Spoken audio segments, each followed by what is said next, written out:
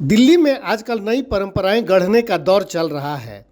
2 दिन पहले आतिशी मर्लेना सिंह ने जब मुख्यमंत्री पद का पदभार संभाला, उस समय उन्होंने अपने बगल में एक खाली कुर्सी रखकर एक नई परंपरा की शुरुआत की। वहीं आज उनके मुख्यमंत्री बनने के बाद बुलाए गए विधानसभा के विशेष सत्र के दौरान जब भारतीय जनता पार्टी के विधायकों ने सीएजी रिपोर्ट प्रस्तुत करने की मांग नियम 280 के तहत अपनी विधानसभा से संबंधित विषयों को सदन में उठाने का मौका मांगा और जब विधानसभा अध्यक्ष के द्वारा इस मौके को नहीं दिए जाने के बाद भारतीय जनता पार्टी के विधायकों ने हंगामा शुरू किया, उसके बाद विधानसभा अध्यक्ष ने विधायकों को सदन से बाहर कर दिया। बाहर होने के बाद इन विधायकों ने स्पीकर कक्ष के बाहर एक अपनी विधानसभा लगाई, जिसमें भारतीय जनता पार्टी के सभी विधायकों ने अपने अपने क्षेत्र की समस्याओं को उठाया, उस पर चर्चा किया और इसे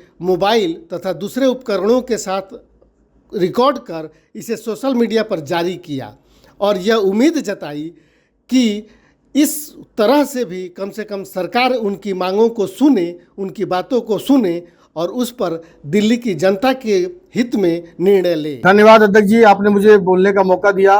सबसे पहले तो 6 महीने बाद मैंडेटरी जोन में आने के बाद इस सदन को बुलाने के लिए मैं अफसोस जाहिर करता हूं और ये अनूठा सदन है क्योंकि हमारे मुख्यमंत्री, नेता प्रतिपक्ष और सेक्रेटरी तीनों ही इस सत्र में अपने अपने नई जिम्मेदारियों को संभाल रहे हैं।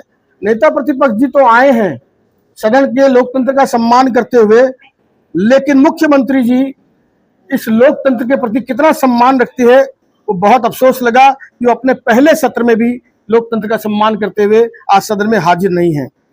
मैं अब अपना विषय रखता हूं। मैं आदरणीय अध्यक्ष जी आपके माध्यम से जल मंत्री जी का ध्यान आकर्षित करना चाहता हूं। दिल्ली जल बोर्ड के जितने नाले हैं, सीवर हैं, उनकी सफाई जो की जाती है उसके बाद उसके गाद के निस्तारण की व्यवस्था नहीं है। मैंने पहले भी 6 महीने पहले ये विषय उठाया था। मंत्री जी ने कहा था कि इसका तुरंत हम त्वरित उपाय करेंगे, लेकिन मंत्री जी ने आज तक, इस सरकार ने आज तक कोई उपाय नहीं किए। दिल्ली नगर निगम हो, दिल्ली विकास प्राधिकरण हो, सिंचाई बाढ़ नियंत्रण विभाग हो, किसी भी विभाग की जमीन हो, नाले से निकली गाद को अपने जमीन पर डालने से रोकता है और गाद अगर ये डाल भी देते हैं तो महीनों सड़क के किनारे पड़ा रहता है। सिर्फ मेरी विधानसभा का ये विषय नहीं है, ये दिल्ली की हर विधानसभा का समस्या है। इसलिए आपसे निवेदन है इसके निस्तारण की तुरंत व्यवस्था की जाए। मंत्री महोदय से निवेदन है, अध्यक्ष जी मैं भी आपके माध्यम से अपने विधानसभा क्षेत्र में पूरी दिल्ली की सीवर सफाई की व्यवस्था उठाना चाहता हूं। पूरी तरह से चरमरा गई ये व्यवस्था है, लोगों को पीने का पानी नहीं और सीवर बलबला करके सड़कों पर बह रहे हैं।